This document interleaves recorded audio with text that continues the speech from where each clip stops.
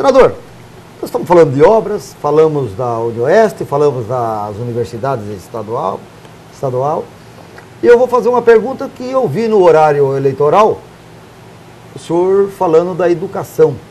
O que a educação e os projetos que o senhor tem para a educação pode dar uma reviravolta neste ensino e no conhecimento para os filhos do Paraná que aí estão? Olha, bom que você me permite dizer que antes de ser senador e ser governador, fui deputado federal e fui o autor da lei que aposentou o professor mais cedo. Aposentadoria especial do professor aos 25 anos e a do professor aos 30 anos. Isso ainda como deputado federal. No governo do Paraná, os avanços pedagógicos foram reconhecidos nacionalmente, não é? Ciclo básico e outros avanços. E o ensino integral, que ainda era pouco comentado à época, foi implantado no nosso governo, atendendo cerca de 130 mil crianças em escolas da periferia, que permaneciam na escola o tempo integral. Além disso, a gratuidade das universidades estaduais, que nos referimos, foi o primeiro governo a pagar o piso salarial de 3 salários mínimos, né? Hoje se discute aí R$900 de piso e houve um ADIM, inclusive, para impedir que o Estado tivesse que pagar esse piso de 900. No meu governo, nós pagamos os 3 salários. Já no final da campanha de 86, o governador João Elísio, eu liguei para ele depois de um comício e disse, olha, a eleição está ganha, as pesquisas indicam isso, eu quero pagar o salário de 3 de piso, não é, para os professores, então mande, por favor, um projeto à Assembleia instituindo para vigorar no meu governo, no próximo ano. E ele encaminhou e nós pagamos os 3 salários de piso. E a Fundação Carlos Chagas, que avaliava o desempenho do ensino público no país, considerava naquela época o ensino público do Paraná o melhor do Brasil. Eu tenho que dizer essas coisas porque já são 23 anos, né, do término do meu governo. Terminou no dia 15 de março de 91. Então muita gente não conhece isso, não sabe disso ou se esqueceu. Em relação ao mandato, agora recentemente, aliás, antes disso, já ainda no final do governo Lula, eu apresentei uma proposta que alterou a sistemática do salário educação. Isso aumentou em 120% os recursos para os municípios brasileiros. Agora eu recebo um relatório da Confederação Nacional dos Municípios que diz o seguinte, de 2004 a 2012, isso representou para os municípios do Paraná um acréscimo de R$1 bilhão e 600 milhões para a manutenção do ensino fundamental nos municípios. E para o Brasil, 27 bilhões de reais nesse período. Agora eu fui relator do Plano Nacional de Educação, um plano para 10 anos, com 20 metas. Este plano chegou ao Senado com alterações promovidas pela Câmara, mas com a mão pesada do governo. Eu apresentei 101 alterações à proposta do governo. 50 delas foram acolhidas pelo Congresso, melhorando a proposta do governo. E o aspecto especial foi a valorização dos professores. Está lá no plano. O professor, até o 5º ano de execução dessas metas, terá que ter salário equivalente a profissionais com cursos superiores semelhantes. Portanto, dentista, médico, advogado, agrônomo, etc. O professor terá salário equivalente. Isto vai depender do próximo presidente da República. Porque uma das alterações que propus e não foi acolhida era essencial, que estabelecia a responsabilidade educacional. Como temos a responsabilidade fiscal, a responsabilidade educacional. Ou seja, os agentes públicos que não cumprissem as metas estabelecidas, penalizados. Isto o governo não admitiu. Mas essa equiparação salarial de médicos, engenheiros, até porque o professor, que é o que ensina o médico, que ensina o engenheiro, e eles ganham mais. Mas essa equiparação não quebra o país, principalmente nos municípios? Não, aí há um problema, que também não houve acolhida. Por isso que eu digo que é um plano de intenções, mais um plano promessa, não é? Por quê? Porque não há a responsabilização na eventualidade de não se cumprir as metas. E a lei de responsabilidade fiscal impede estados e municípios de ultrapassarem o limite de gastos com o pessoal. Isso. Exatamente. Por isso, a minha proposta é que o Executivo deveria encaminhar, dentro de um prazo de 120 dias, uma proposta regulamentando esta situação.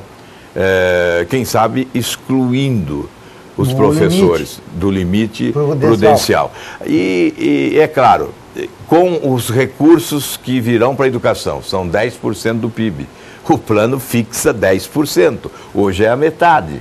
Então nós teríamos sim dinheiro para pagar professor, se nós aplicarmos os 10% do produto interno bruto, nós temos dinheiro. Na educação? Exatamente, na educação. Mas não só na educação, senador. Deixa eu lhe perguntar uma coisa em cima desse assunto. Ocorre que isso também não ficou estabelecido como imposição. Então, eu não acredito que isso seja respeitado nesse período. Vamos ficar na dependência do presidente da República. Mas não só para a educação, senador. Me parece que o problema do Brasil não é falta de dinheiro. Estou errado? Não está errado. O Banco Mundial fez um estudo e comprovou.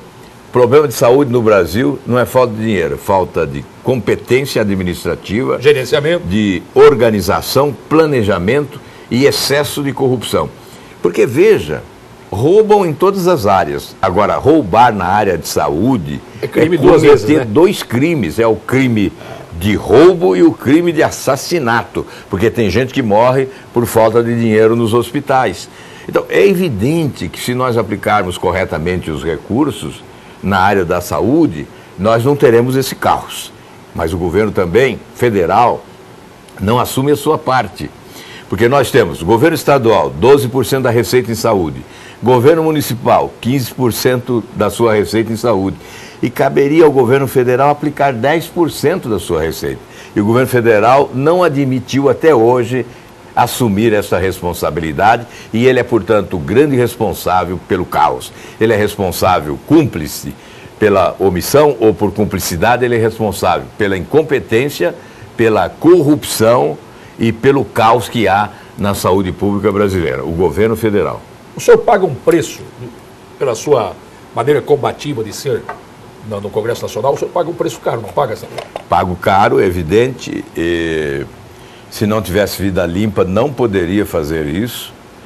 Estou exposto permanentemente, pressionado de todos os lados, e o preço mais caro que pago, às vezes, é do isolamento político, porque, obviamente, mesmo parceiros de partido, às vezes, se incomodam com uma atuação muito virulenta no combate à corrupção, às irregularidades administrativas, os desvios do dinheiro público. Mas o senhor tem consciência que em 2002, por exemplo, desculpa, Luiz, em 2002 o senhor pagou o preço de que o senhor pode ter deixado de ser governador do Paraná porque o pessoal da CBF jogou pesado aqui no seu adversário? Eu sei disso.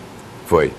Malas de dinheiro carros espalhados para todo o estado. Para me derrotar naquela eleição. E conseguiram. E conseguiram. É o preço que se paga. A coerência política. Bom, e a eleição que eu perdi também porque fui expulso do PSDB. E por que eu fui expulso do PSDB? Porque queria investigar a corrupção no governo, do meu partido. Porque entendem que nós temos que atirar pedras no telhado do vizinho. Mas o nosso pode cair de podre que não tem problema algum. Então, para ser coerente, para ter uma postura ética, é preciso combater a corrupção onde ela esteja. Se havia denúncia da existência de corrupção naquele governo, eu tinha o dever de investigar. E foi o que eu pretendi e fui afastado. Aí tive que disputar uma eleição. Essa eleição de 2002, tive que disputar esta eleição num outro partido, sem de última hora, sem estrutura alguma e com uma aliança que me puxou para baixo. Na verdade, eu fui derrotado por tentar ser coerente, porque eu tinha 50% das pesquisas em junho, ganharia eleição no primeiro turno, né? E ganhei. Eu acabei, na última semana, sendo derrotado exatamente em função das contradições da minha aliança que pesaram muito no inconsciente coletivo, né? E exatamente porque o próprio presidente Lula, que angariava naquela altura um grande prestígio, estava em alta, veio e apoiou o meu adversário na última semana, sendo que eu o apoiava por força das circunstâncias, já que estava no PDT. A reforma política, senador, o senhor que está no Congresso há muito tempo, a reforma política, por que ela não acontece, assim como a reforma tributária? Que é mote de campanha e de todas as campanhas vêm, entra o papo da reforma política e da reforma tributária e fica lá 4 anos, passa-se os 4 anos, vem outra campanha e nada é feito. Exato. Olha, eu vou lhe dizer por quê. Primeiro, a reforma política não interessa muito a certos políticos. Esse modelo interessa a eles. E nós temos um presidencialismo forte, quase que imperial, que domina o Congresso Nacional. E reforma de profundidade só ocorrerá quando houver interesse de quem preside o país. Por isso que eu defendo a eleição de um presidente mais moderno, que possa ter a ousadia necessária para promover essas reformas. A reforma tributária tem mais uma razão. O governo teme perder receita num primeiro momento. Então se torna oportunista, imediatista, sem visão estratégica de futuro. Porque se tivesse visão estratégica de futuro, faria a reforma tributária, já que poderia perder, eventualmente, num primeiro momento, algo da sua receita, mas imediatamente recuperaria, porque a roda da economia giraria com mais força, o país cresceria mais com menos tributos e o Estado receberia mais, sua receita cresceria por consequência do crescimento maior, sem onerar tanto os contribuintes do país. Esta é uma realidade. A reforma tributária só ocorrerá quando houver disposição e interesse de quem preside o país. Senador, tem 2 minutos aí para o Luizinho encerrar o programa. E se o eleitor do outro lado agora estivesse perguntando assim, apesar de tudo que o senhor relatou aqui ao longo do programa, por que eu vou votar no Álvaro para mais 8 anos? Olha, fale com o eleitor.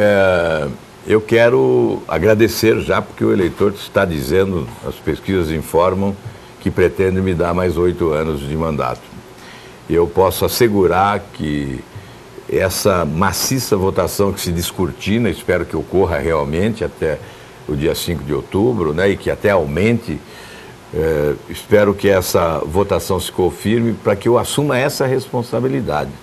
Veja o tamanho, Sérgio Ricardo e Luiz, o tamanho da responsabilidade que eu vou assumir se fizer essa votação que se prevê. É claro que vou ter muito entusiasmo também, muita energia também, exatamente porque eu vou me lembrar sempre dos que votaram em mim. E por que eles votaram? Eu imagino que eles votam em mim para que eu possa continuar sendo a voz da indignação no Senado, combatendo corrupção, porque o Brasil perde muito com ela. E, evidentemente, possa ser também um agente de construção, trabalhando para que essas reformas ocorram. Porque sem essas reformas o país não vai alcançar os índices de desenvolvimento compatíveis com a sua grandeza. Então essa deve ser a minha missão, que eu recebo com muita responsabilidade e grato ao povo do Paraná.